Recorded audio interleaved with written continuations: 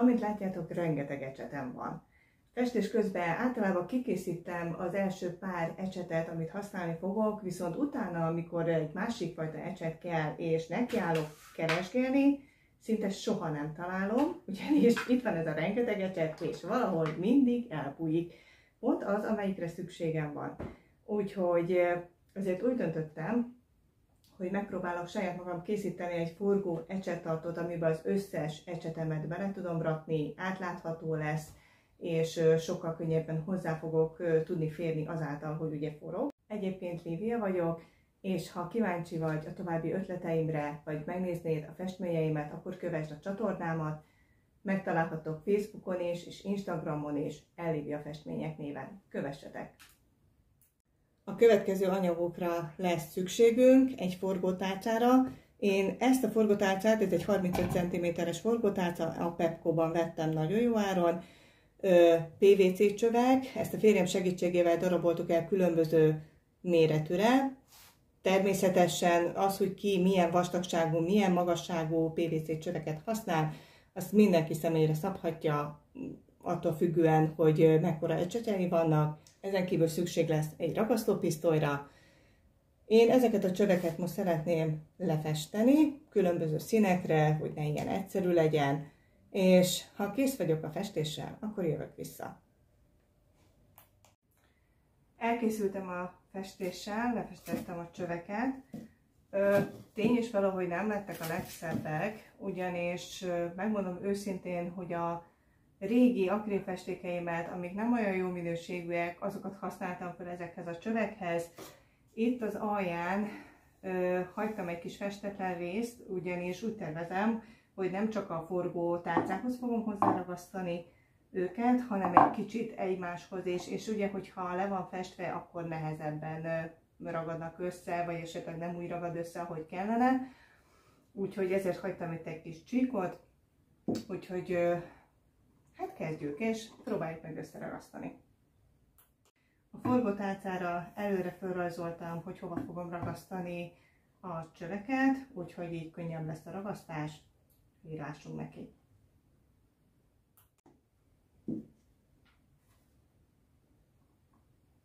Itt szépen a körre fogok nyomni egy kicsit vastagabb ragasztó réteget, és ebbe fogom beleültetni ezeket a PVC csöveket. Utána pluszban még esetleg az oldalához nyomok, hogy biztosan megragadjon. Úgyhogy most egy kicsit vastagabb réteget fogok nyomni, úgyhogy remélem, hogy beleragad rendesen.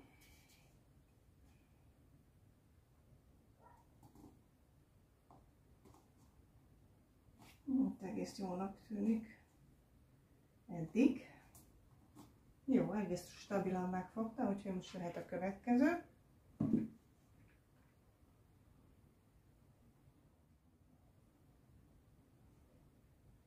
Ezért is jó ez a forgótálca, mert itt is könnyen tudom forgatni és igazítani a ragasztóhoz.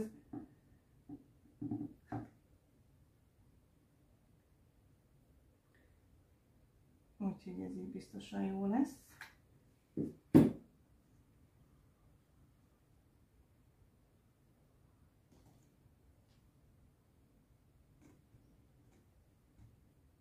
Egész jó, stabilan megfogja a ragasztó, nem tudtam, hogy milyen lesz. Igazából ez pont ilyen fa ragasztó, tehát fához való ragasztó, de azért remélem, hogy a műanyag csövekhez is ugyanolyan jó lesz.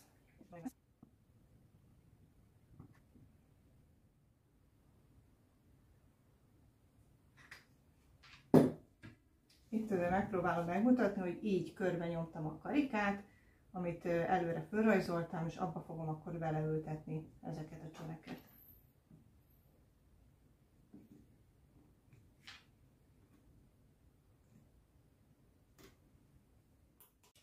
Így megyek végig akkor mindegyiken, úgyhogy jövök vissza, hogyha felragasztottam az összeset, és akkor meglátjuk, hogy hogy fog kinézni. És most mehet az utolsó 3 darab, amit felragasztok, és utána kész is. Ezeket a kis csikokat, amiket ugye mondtam, hogy meghagytam az alján, ezeket később itt le fogom festeni, amelyiket persze elérem, tehát főleg a külsőket, a külső kis PVC csöveknél, ezeket le fogom festeni, hogy mégis legyen valami szép formája. Csak mivel pontosan nem tudtam, hogy fogom őket elrendezni, ezért úgy döntöttem, hogy az egész alját úgy hagyom, mivel az elrendezésen még variáltam, úgyhogy szerintem ez a legkevesebb, hogy ott alul olyan, de természetesen, hogyha igazán szépet akarok, akkor csak lefestem, és kész is lesz.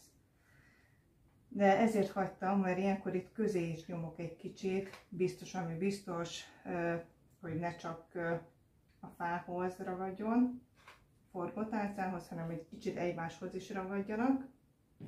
Így egész biztos, hogy jól fognak tartani. És most jön az utolsó. És ha ez kész, és mivel szerintem nagyon hamar meg is köt ez a ragasztó, ezért utána nem is várok vele, hanem bele fogom pakolni az ecseteimet, és meg fogom nézni, hogy hogyan mutatnak benne. És kész is van a praktikus, mutatós, persze lehet szebb is, egy praktikus és szuper forgó ecsettartó. És akkor most lássuk, hogy hogy sikeredett. Még belepakolom ezeket a nagy ecseteimet. Itt van az a rengeteg ecset, úgyhogy most nagyon jó lesz, hogyha végre tudom hova rakni őket. Úgyhogy szuper lesz. És elkészült, belepakoltam az összes ecsetemet, bőven elfértek benne. Igazság szerint azt terveztem, hogy ide, ezekre a kis helyekre még fogok, ha találok, ilyen nagyon-nagyon vékony csöveket ragasztani még, és abba fogom belerakni ezeket a vékony ecseteimet, hogy azok ne vesszenek el ezekbe a nagy vagy vastagabb PVC csövekbe. De jelenleg most nem volt ilyen csövem, úgyhogy egyelőre így marad. De hát ezt lehet bővíteni még egy kicsit, lehet fejleszteni, és szerintem tökéletes lett. Egyáltalán nem mindegy, hogy ezt a 3 ecsettartót vagy 4 ecsettartót kell hurcolásznom magammal, amikor festek, hanem csak ezt az egyet kiveszem, kihozom magammal ide az asztalra, általában így szoktam festeni, és szerintem teljesen átlátható, jól működik, és nekem tetszik.